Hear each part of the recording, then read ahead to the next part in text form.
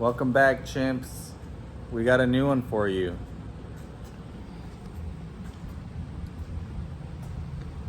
This is my 1976 Mazda Repu.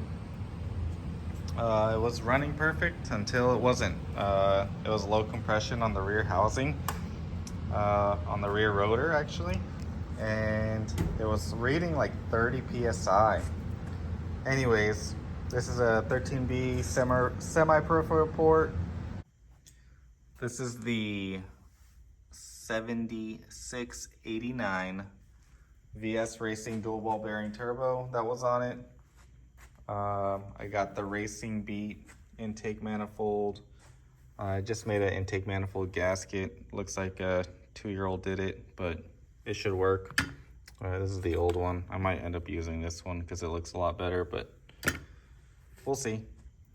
This one's just a lot thicker. Also the headers, T4 flange, as you can see over there. And this thing will make some power. I'm using the stock Repu trans. This is kind of what it looks like on the inside a little bit. It is on a Fuel Tech 450.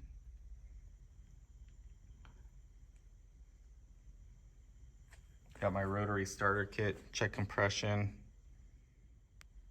adjust fuel, you know the deal for your rotary guys out there.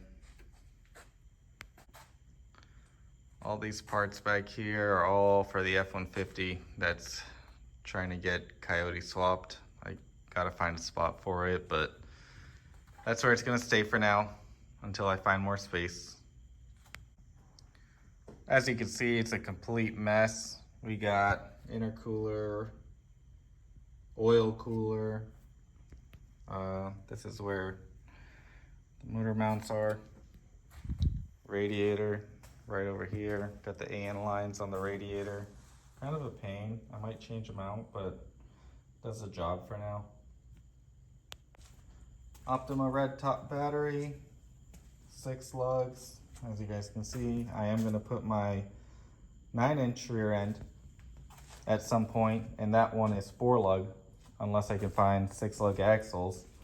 I do really want to just focus on putting the engine in and mocking everything up again how it used to be.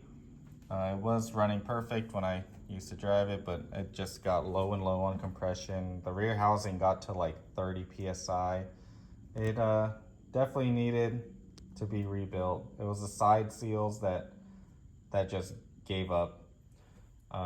So that's the second time it actually happened on this motor. I do have an original Mazda Repu motor. This is the original Mazda Repu motor right here. Looks like it's original, huh?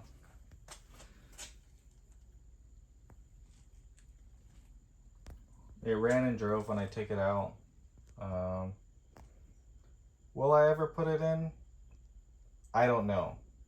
I would like to maybe put it back to a carb setup and get rid of the turbo and leave it stock.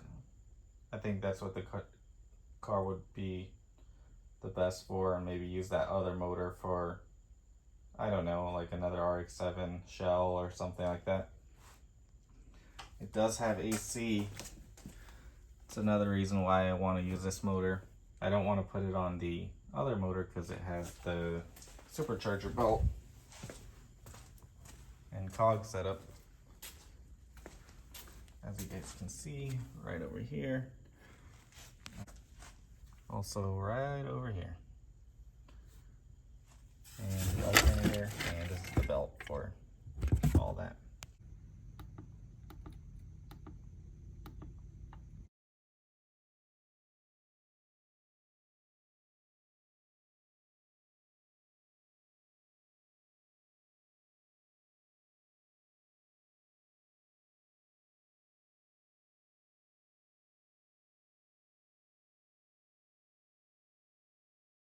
I got the intake manifold on, intake manifold gasket is on.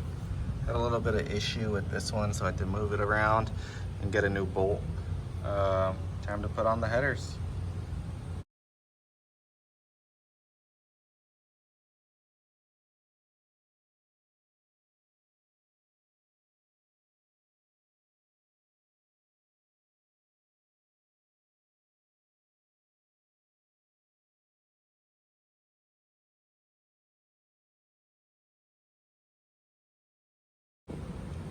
The turbo manifold is now on.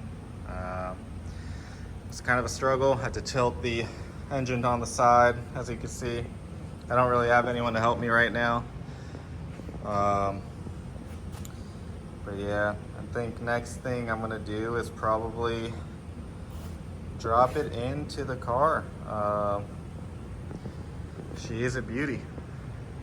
She's ready to be alive again. We still got some buttoning up to do. I need to put the water pump housing on. I wanted to do that last because the AN lines are kind of a pain to put on. So stay tuned and see what happens. Got a new clutch release bearing. I didn't know I ordered it. I actually forgot I ordered it, and I found it in the mailbox today. We're preparing to put her in. I might mount the turbo on now before, because it is kind of a pain to get to everything when it's already in the car to mount it up, but we'll see. Got the fresh gasket. Time to put on the turbo. Look at her. Isn't she beautiful? Turbo is officially mounted. Ready to drop her in, finally.